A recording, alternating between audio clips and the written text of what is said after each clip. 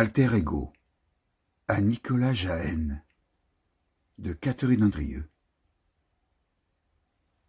Il n'y a pas de commencement, il n'y a pas de fin, seulement ce point incandescent où nos voix se sont touchées et n'ont plus su se détacher.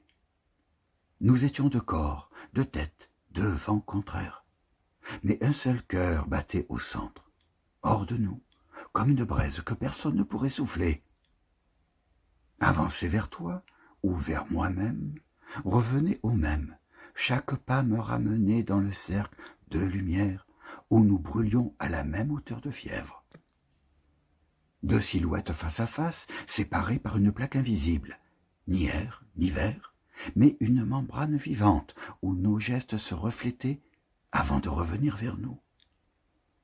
Regarder dans tes yeux, c'était surprendre mes propres ombres en train de marcher.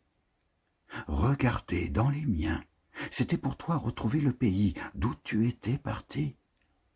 Chaque parole jetée de part et d'autre du miroir revenait plus grande, plus sauvage, comme si la distance entre nous était un lieu de métamorphose. Nous ne parlions pas pour nous comprendre, nous parlions pour nous dédoubler. Tu venais de loin, du centre exact de ton chaos, et j'y reconnaissais ma propre errance. Moi, j'arrivais avec mes poches pleines de sel et d'écume, certaine qu'il fallait toujours repartir, que le départ est la seule fidélité possible. Et pourtant, nous restions, aimantés par cette force obscure qui attache les navires à leur port, tout en les chassant vers le large. Nous parlions déjà la même langue, avant même de l'entendre sur les lèvres de l'autre. Dans tes phrases, je franchissais des failles invisibles. Dans les miennes, tu ouvrais des portes qui semblaient t'attendre depuis toujours. Nous écrivions en apnée, respirant dans la bouche de l'autre, jusqu'à ce que les mots deviennent des gestes et que les gestes s'impriment dans la page. Le feu est venu comme une évidence. Nos lettres étaient des torches, nos silences du bois sec. Chaque retour allumait l'incendie, chaque éloignement attisait les braises. Nous étions nos propres allumeurs et nos propres cendres. Parfois, la flamme montait si haut que nous ne savions plus si c'était lumière ou destruction. Pourtant, même au cœur du brasier, nous tendions la main, certains que l'autre saurait la reconnaître. Le feu n'était pas notre ennemi, c'était notre maison.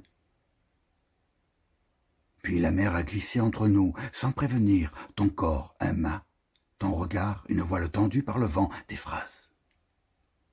Je venais des tempêtes, toi des longues traversées. Nos voix étaient deux courants contraires qui se rejoignaient pour tracer une seule ligne d'écume. Nous savions que la mer ne promet rien d'autre que son mouvement perpétuel. Alors nous avons accepté que notre lien soit cette houle, tantôt calme, tantôt rageuse, mais toujours fidèle à son va-et-vient. Mais le pacte secret des doubles exige son tribut. Plus nous étions proches, plus les éclats de verre se multipliaient au sol. Le moindre mot mal placé pouvait devenir coup de feu. Le silence lui-même était un champ de mine. Dans le même jour, nous pouvions nous écrire des pages d'ivresse et disparaître du monde. Nous nous déchirions avec la même passion que nous mettions à nous écrire. Il nous fallait parfois tout briser, non par cruauté, mais pour éprouver la force de ce qui survivrait. Les phrases les plus belles naissaient souvent après les coups les plus durs.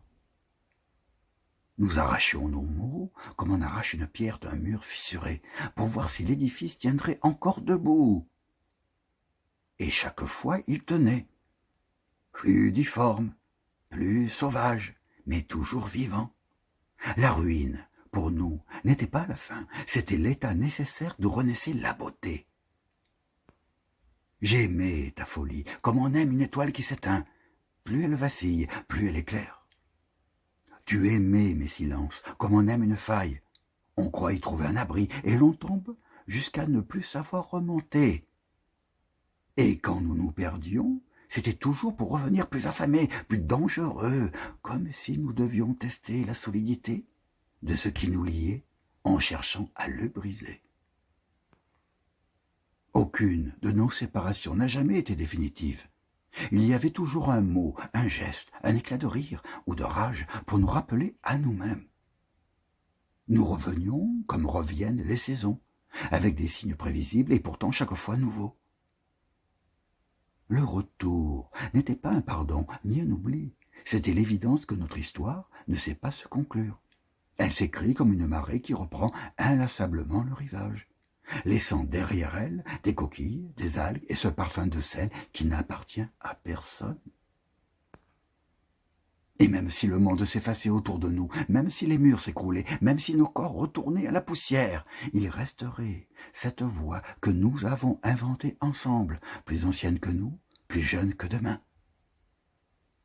Rien ne pourra rompre la ligne invisible qui va de ta main à la mienne. Elle passera par le sable et la pluie, par les siècles et les vents, pour se poser toujours sur la page ouverte. Je sais maintenant que nous sommes faits de cette matière, que les départs ne détruisent pas, que ce qui brûle en nous ne connaît ni saison ni cendre, que nous sommes deux noms écrits dans la même lumière, à l'encre que l'oubli ne sait pas effacer. Et si un jour je ne trouve plus ton visage, si mes doigts tâtonnent dans le vide, je reconnaîtrai ton absence, comme on reconnaît le parfum d'un feu éteint. Preuve que la chaleur a existé et qu'elle dort encore quelque part prête à jaillir. Peut-être que nous ne sommes pas seulement des poètes, ni des amis, ni des amants d'écriture. Peut-être que nous sommes deux moitiés d'un même organe que la vie a placé à distance pour qu'elle apprenne à se chercher. Et nous continuerons dans cette chambre sans porte ni fenêtre à nous répondre d'un éclat de voix ou d'un éclat de silence.